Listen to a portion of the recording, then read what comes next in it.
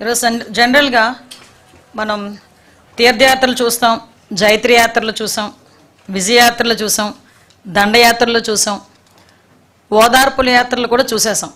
ఆఖరికి ఇప్పుడు జగన్మోహన్ రెడ్డి గారి తాలూకా జైలు యాత్రలు కూడా మనం చూసే పరిస్థితి ఈరోజు కనిపిస్తూ ఉంది.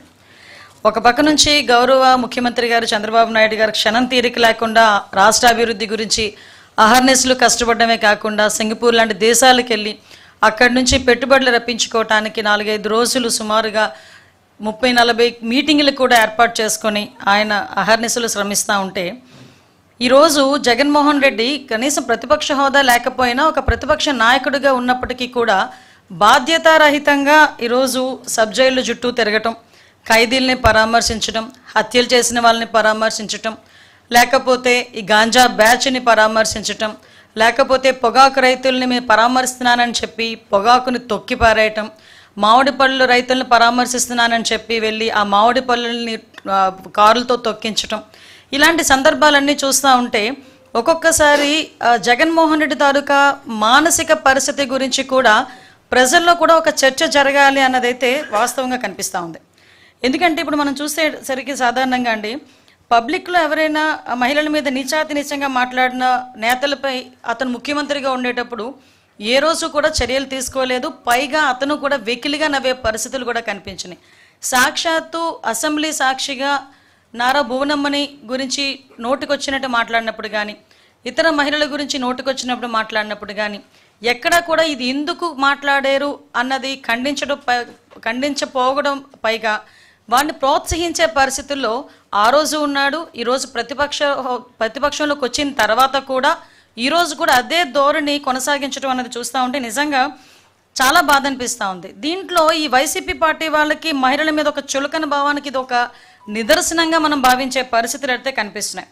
ఎస్పెషల్లీ మనం చూసుకుంటేనండి, ఈరోజు పబ్లిక్లో మీ అందరూ కూడా చూశారు, ఈరోజు జగన్మోహన్ రెడ్డి తాలూకా యాత్రను కూడా చూశారు.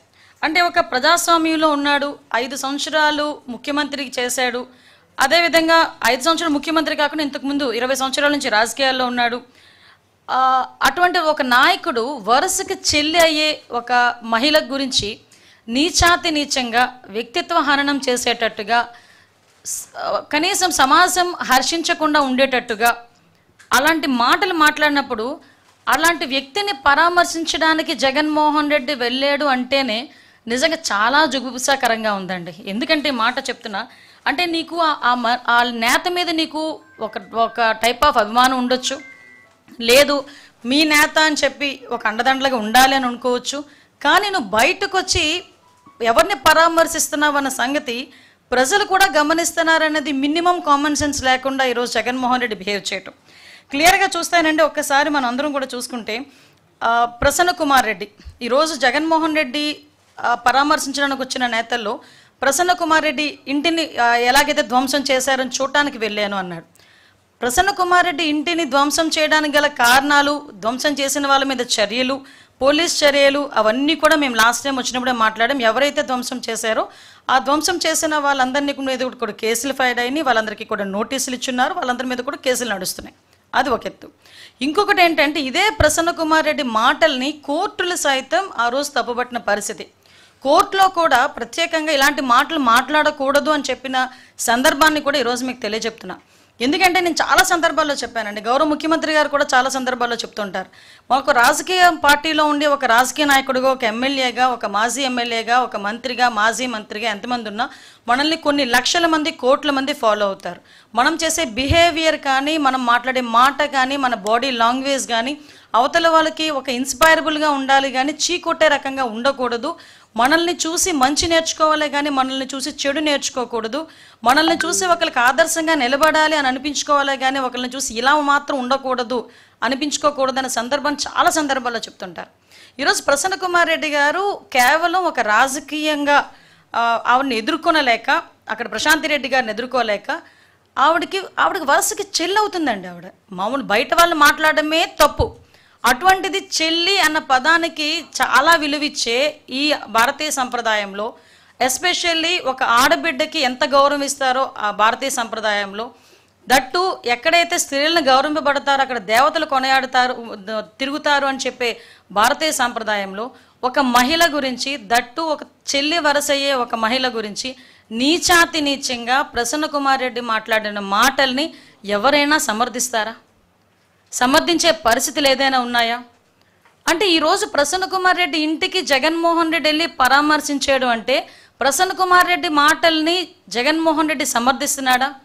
ఇదేనా మహిళల పట్ల జగన్మోహన్ రెడ్డికి ఉన్న చిత్తశుద్ధి? మహిళల పట్ల ఉన్న గౌరవం ఇదేనా? మాట్లాడితే నా అక్క చెల్లెములు అని చెప్పి ఊదరగొట్టాడు కదా. మరి ఈరోజు సొంత పార్టీలోనున్న ఒక మాజీ ఎమ్మెల్యే, అన్ని సంవత్సరాలు రాజకీయం ఉన్న వ్యక్తి ఈరోజు బయటకు వచ్చి చెల్లెల వరుస అయిన అమ్మాయి గురించి నిజాతి నిజంగా మాట్లాడితే కనీసం కన్సర్న్ కూడా, అంటే ఆ మహిళ పట్ల కన్సర్న్ కూడా లేకుండా ఆ ప్రసన్న కుమార్ రెడ్డి ఇంటికి వెళ్ళి ఇలా దాడి చేశారు, ప్రసన్న కుమార్ రెడ్డిని చంపేసేవారు. అరే ఇక్కడ నేను ఒక విషయం మాట్లాడాలండి. ఆ రోజు మా పట్టాభి గారు ఒక మాట మాట్లాడితే ఏదో మీకు కోపం వచ్చింది, మీ కార్యకర్తలకి బీపీలు వచ్చినాయి అని చెప్పి సాక్షాత్తు మా తాలూకా పార్టీ ఆఫీసుల మీద దాడి చేసే పరిస్థితి మీరు అందరికీ తెలుసు. ఆ రోజు కేసులు పెడితే కనీసం కేసులు తీసుకోవడానికి కూడా ఒక పోలీస్ కూడా ముందుకు రాలే. ఈరోజు మా పరిస్థితి అది కాదు. ఈరోజు ప్రసన్న కుమార్ రెడ్డి గారి ఇంటి మీదకి దాడి చేసిన వాళ్ళందరి మీద కూడా కేసులు పెట్టాం. వాళ్ళు ఎవరెవరి మీద అయితే కేసులు పెట్టారో వాళ్ళందరి మీద కూడా మేము కేసులు పెట్టాం. ఈరోజు వాళ్ళందరికీ నోటీసులు ఇష్యూ చేశాం. వాళ్ళందరూ కూడా ఎంక్వైరీకి వస్తున్నారు.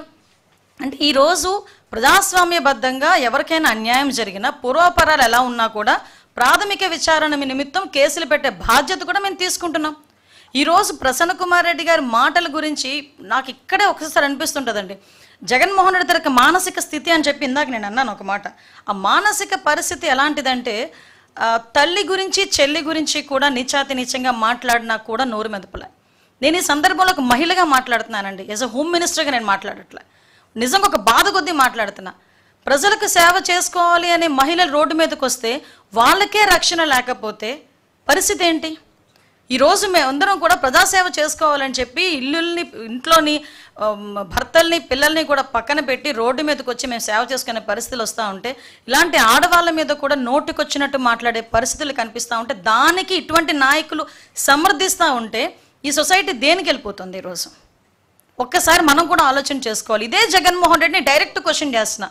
నిన్న మొన్న ఏదో ఎన్సీఎల్టీలో ఒక కేసు గెలిస్తే ఏదో గెలిచానని చెప్పి సంకలు గుద్దుకున్నాడండి. సారీ, ఈ పదం ఉపయోగించకూడదు. విజయం సాధించిన వీరుడిలాగా చాలా ఎక్కువగా ఆయన చాలా ఆనందపడిపోయి సాక్షి టీవీలో ఎక్కడెక్కడో ఏదేదో వేసుకున్నాడు. నువ్వు సాధించిన విజయం నీ తల్లి మీద చెల్లి మీద. ఆ తల్లి గురించి దేని గురించి? ఒక ఆస్తి పంపకాల గురించి. ఇంకొక విషయం కూడా చెప్పాలి. ఇదే తల్లి గురించి చెల్లి గురించి కూడా నోటికొచ్చినట్టు సోషల్ మీడియాలో వైఎస్ఆర్సీపీ సోషల్ మీడియా హ్యాండిల్స్లోనే నోటికొచ్చినట్టు చాలా వల్గర్గా మాట్లాడి వల్గర్గా ఫొటోస్ మార్ఫింగ్ చేసిన రోజు కూడా జగన్మోహన్ రెడ్డి మాట్లాడలే. నాకు దీన్ని బట్టి అర్థమైంది ఏంటంటే జగన్మోహన్ రెడ్డికి తల్లి చెల్లి అలాంటి ఆ ఎమోషన్స్ ఉండవేమో నాకు తెలిసి. కనీసం ఒక మహిళ అనే ఎమోషన్ కూడా ఉండదేమో. ఇక్కడ ఒక ఎగ్జాంపుల్ కూడా చెప్పాలి. గౌరవ ముఖ్యమంత్రి గారు చంద్రబాబు నాయుడు గారు భారతీరెడ్డి గారిని ఒక సోదరిగా భావించి, అదే భారతీరెడ్డి గారి గురించి మా పార్టీలో ఒకరు కొంచెం అవుట్ ఆఫ్ ద లైన్ దాటి మాట్లాడితే ఇమీడియట్గా వాళ్ళ మీద కేసు పెట్టి వాళ్ళందరినీ కూడా జైలుకి పంపించిన పరిస్థితి నేను గుర్తు చేస్తున్నాను. ఈరోజు మాట్లాడితే జగన్మోహన్ రెడ్డి పోలీసుల మీద పడతాడు. పోలీసులు మాకు పర్మిషన్స్ ఇవ్వట్లేదు, మా పోలీసులు మమ్మల్ని అడ్డగిస్తున్నారు, ఎక్కడ పడితే అక్కడ అడ్డగిస్తున్నారని ఇష్టానుసారంగా మాట్లాడతాడు. నేనేమంటానంటే జగన్మోహన్ రెడ్డి ఈ మధ్య కాలంలో జరిగిన యాత్రలు చూస్తానండి, సాధారణంగా మ్యాక్సిమం ఎక్కడెక్కడ దర్శి వెళ్ళాడు, పొగాకు రైతుల్ని పరామర్శిస్తున్నాను అని చెప్పాడు.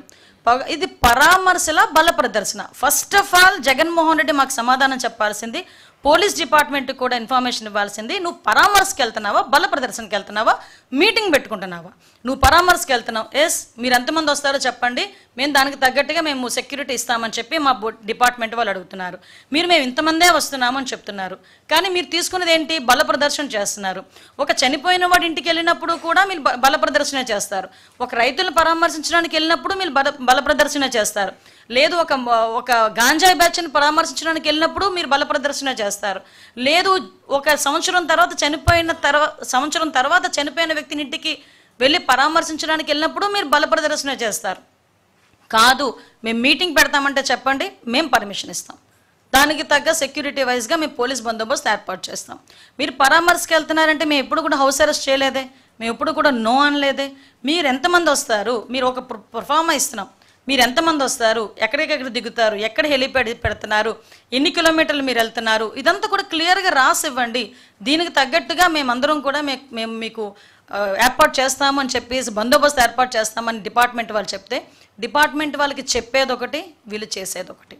పోనీ ఏదో రకంగా చేస్తున్నారు కదా, మాకు తగ్గట్టుగా మేము బందోబస్తు ఏర్పాటు చేసుకోవాలి, పబ్లిక్కి ఇబ్బంది కలగకూడదు, జనాలకి ఇబ్బంది కలగకూడదు అని మా తాపత్రయం కొద్ది మేము పనిచేస్తూ ఉంటే తిరిగి పోలీసుల మీద నోటికొచ్చినట్టు మాట్లాడే పరిస్థితులు కనిపిస్తూ ఉన్నాయి. ఈరోజు మనం చూస్తే అండి, ఒక గాంజా బ్యాచ్ని పరామర్శించడానికి తెనాలి వెళ్తాడు. అసలు వాళ్ళందరూ పోలీసుల మీద తిరగబడ్డ ఒక గాంజా బ్యాచ్ గురించి తెనాలి వరకు వెళ్ళి సమర్థించాడంటేనే ఒకసారి జగన్ తాలూకా మానసిక పరిస్థితి మనం అర్థం చేసుకోవాలి.